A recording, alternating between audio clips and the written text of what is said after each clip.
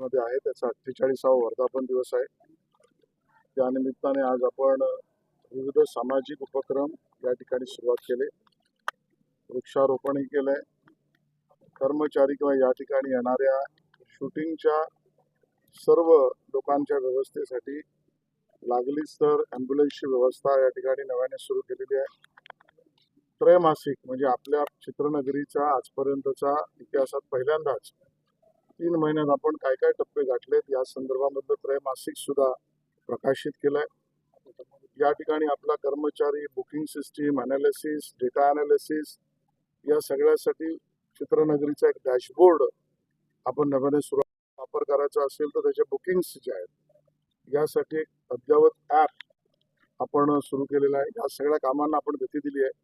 आज या ठिकाणी कार्यक्रम करताना स्वाभाविक भावना आपल्या सगळ्यांची पूरग्रस्त महाराष्ट्रातील शेतकरी असेल, नागरिक असेल, घर असेल, त्याचा प्राणीमात्राची झालेलं नुकसान असेल, या सगळ्याबद्दल सुद्धा चित्रनगरीच्या प्रॉफिटमधून 5 लाख रुपयाचा चेक सुद्धा माननीय मुख्यमंत्री महोदयांना देण्याचा निर्णय आणि तो आपण देतो आहोत. या सगळ्याबरोबर एक 360 एक्सपिरियन्स करणारं मिनी थिएटर आपल्या विद्यार्थ्यांना, अभ्यासकांना, चित्रपटावर प्रेम करणाऱ्यांना या ठिकाणी त्याची उद्घाटनाची व्यवस्था आणि उद्घाटन आपण केलं आहे. अशा पद्धतीने सर्व कार्यक्रम आज त्या ठिकाणी केलेला आहे. उद्धव ठाकरे आंदोलन करण्याचा इशारा दिला आहे. तर त्यांनी सांगितलं की पंतप्रधान मोदी मराठी. आज वेळ शेतकऱ्यांना मदत करण्याची आहे, त्यांना उभं करण्याची आहे, त्यांच्या बरोबर उभं राहण्याची आहे.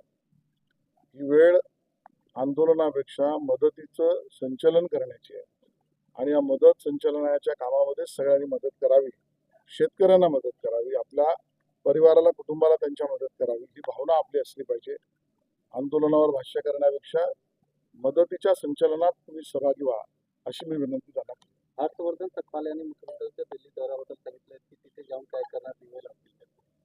मला वाटतं या पद्धतीचं विधान हे असमंजसपणाचं त्या ठिकाणी हर्षवर्धन सकपाळ यांचं आहे.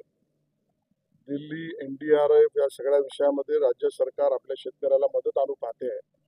त्याबद्दल असं विधान असमंजस किंवा भ्रम निर्माण करणं हे शेतकरी हिताचं नाही, एवढंच मी हर्षवर्धनजींना सांगितलं.